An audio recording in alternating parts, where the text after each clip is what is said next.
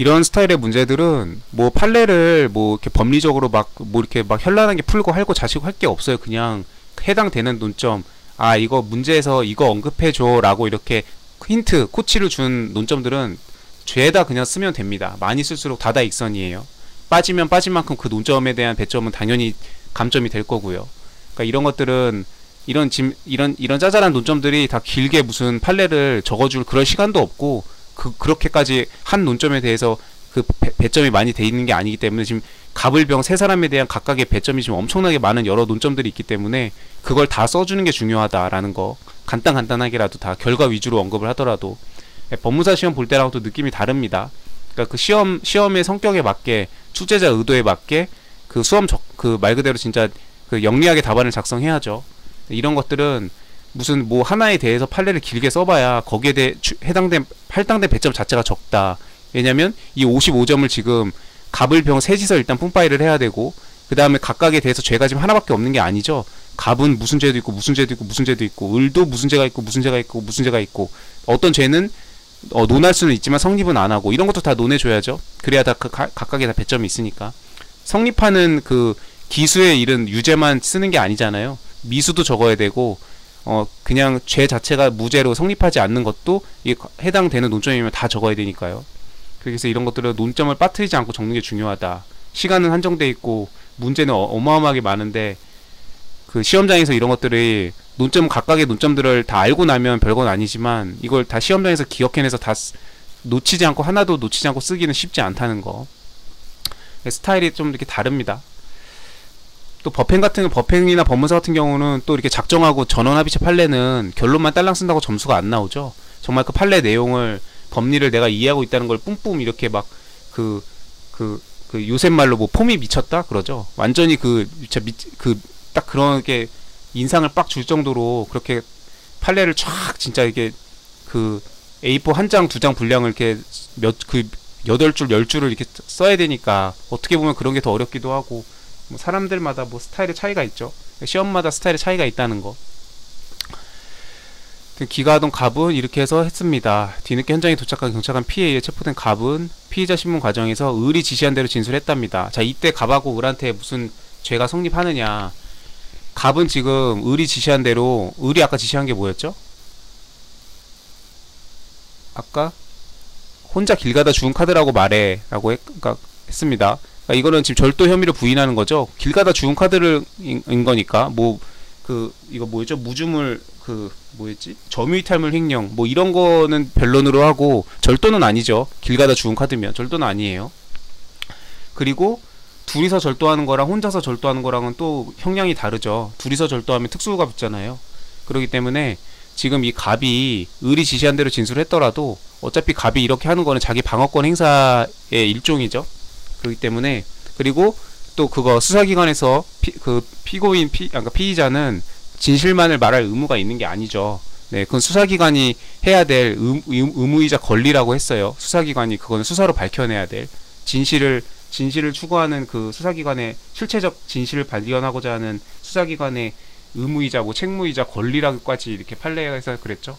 근데 그런 내용 적어주면서 자기의 혐의를 특수절도면 더 세게 되니까 절도라고 이렇게 혼자서 했다고 하거나 이렇게 길 가다 죽은 카드라고 한 거다, 이런 것들은 다 거짓말해도 상관없다. 이거는 죄가 될 수 없는 행위고, 죄가 될 수 없는 행위를 교사했기 때문에, 아까 야 너 혼자 한 걸로 이렇게 말해, 이렇게 해서 교사를 했다고 쳐도 이거 자체가 갑이 이렇게 말을 하는 게 범죄에 해당하지 않기 때문에 을 입장에서는 갑에게 범죄가 해당할 수 없는 거를 교사한 거나 다름없기 때문에 을한테도 죄가 성립되지 않는다.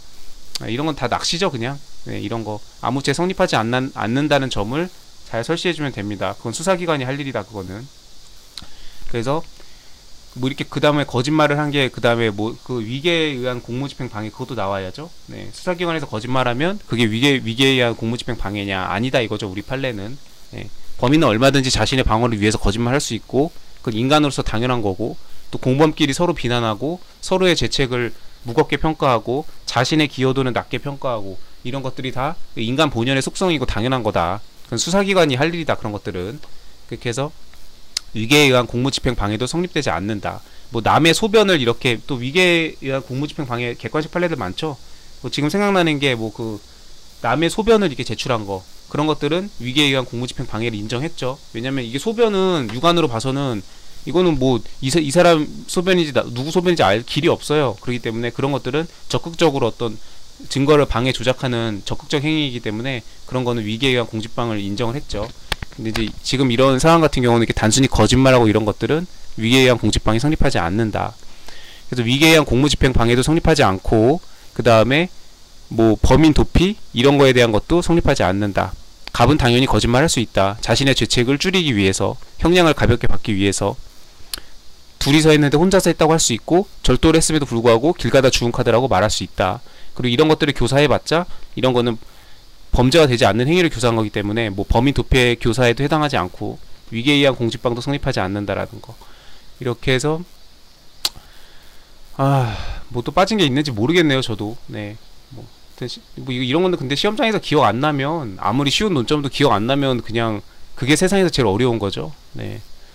그래서 한번 현금 인출하는 이렇게 해서 했다. 합성 특수절도, 갑하고 을 특수절도, 몰래 꺼내었다. 기수저. 갑은 을에게 일단 네 것만 갖고 있어라. 뭐 이렇게 했다. 건네주었고요. 이 지갑을 건네주었는데 이 신용카드를 갑의 말을 어기고 뭐 100만원 인출가 나왔다. 이런 거는 서로에 대해서 횡령죄 성립 안 하죠. 이래서 문제를 한 번 더 꼼꼼히 읽어봐야 됩니다. 내가 놓친 거 없나. 을은 갑의 말을 어기고 뭐 이렇게 해서 신용카드를 100만원 인출했대요. 이거는 지금 지가 혼자 먹은 거죠. 갑하고 을하고 나눈 게 아니고. 근데 이런 것들은 범인들끼리 이렇게 한 범죄 수익이기 때문에 이런 거에 대해서 이 을이 100만원을 인출해서 지 혼자 꿀꺽한 게 이게 공범 갑에 대해서 횡령죄나 배임이 성립하지 않죠. 네, 왜냐면 형사상 보호할 가치가 없죠. 형사상 보호 가치 있는 신뢰관계가 아니죠. 그렇기 때문에 횡령되지 않는다라는 거, 이런 것도 다 언급해주면 당연히 아마 배점이 다 있을 겁니다. 마침 그곳을 지나가던 천안 병과 마주치자 이렇게 해서 했다. 이렇게 해서 이게 또 작물 취득죄도 있겠네요. 작물에 해당하지 않죠. 네. 그러니까 이제 천안 병이 이렇게 심부름대로 이렇게 사왔잖아요. 이렇게 해서 뭐 이렇게 해서 명품 가방 사왔잖아요. 이런 것들에 대해서 뭐 작물 취득이나 이런 게 되지 않는다.